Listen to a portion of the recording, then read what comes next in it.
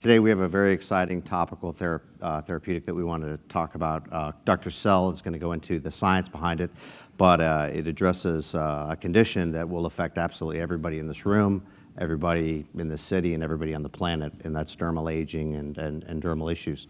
Our team is a group of scientists, doctors, and entrepreneurs, and with the generous support of the Coulter Foundation, we've been able to advance this topical therapy and get it into humans for a proof of concept study, and the results of that were incredibly impressive. And so what we're going to do is talk about the results of the study and what we're going to do next as a company and what we're looking to achieve. Okay, so the key here is the process of aging, and it's a critical moment now in the field of aging. We now know that cells age, and these aged cells accumulate in tissue and cause dysfunction. This is a well-known target in the field of aging. There are multiple companies now targeting this process.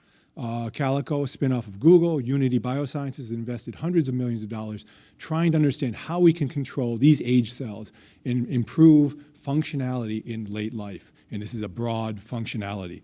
So we've been studying this for 20 years in my lab. What we found is that we can actually delay this process through the use of a low dose of an FDA-approved drug, rapamycin. The lower curve is the human cells in culture. They grow for a certain amount of time. They age, they stop.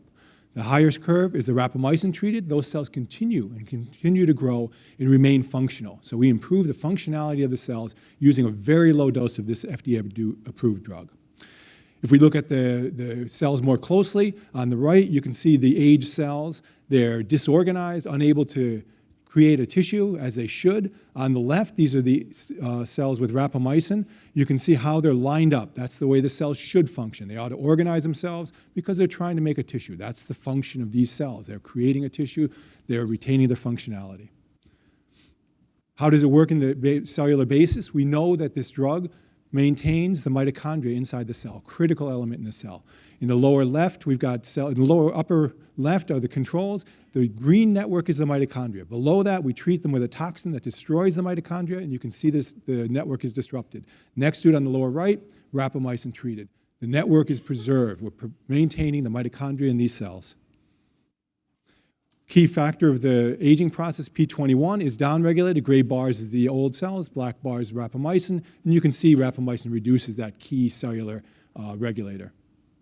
We wanted to move this into the clinic, so we looked at the skin. We got together with dermatologists, tested initially dermal thickness, increased in the black bar with rapamycin. If we look at the clinical outcome, we see on the right side, the left side is the untreated, right side is the rapamycin treated. I think you can appreciate that the rapamycin improves the clinical appearance of the skin.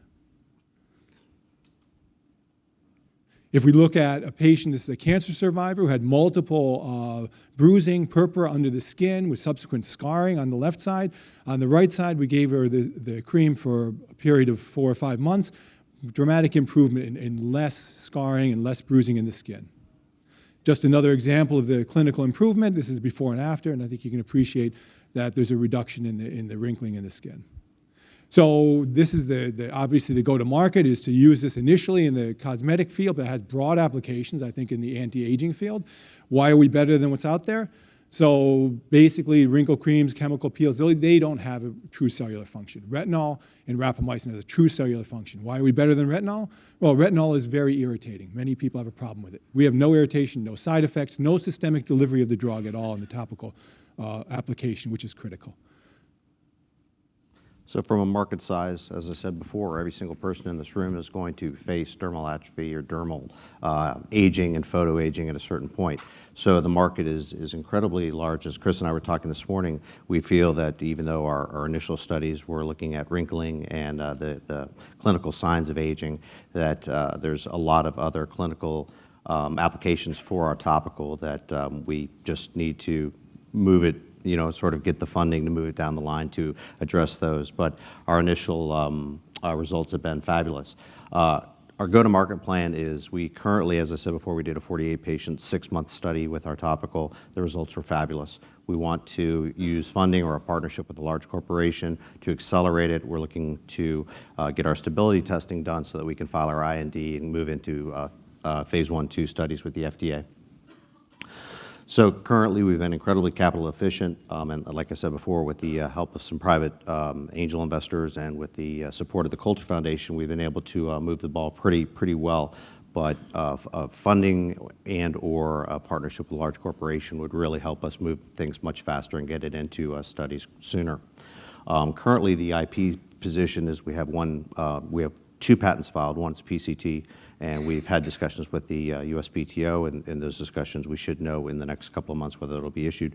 And we also have a second issue, and we maintain worldwide patent rights. So in summary, we're a private biotechnology company. We have the first of its kind, a topical therapy for wrinkles and for other dermal issues. We've done a 48-patient in-human study, and we're looking to file an IND to get our product to a stable formula that we can file our IND and get it into our initial clinical studies with the FDA.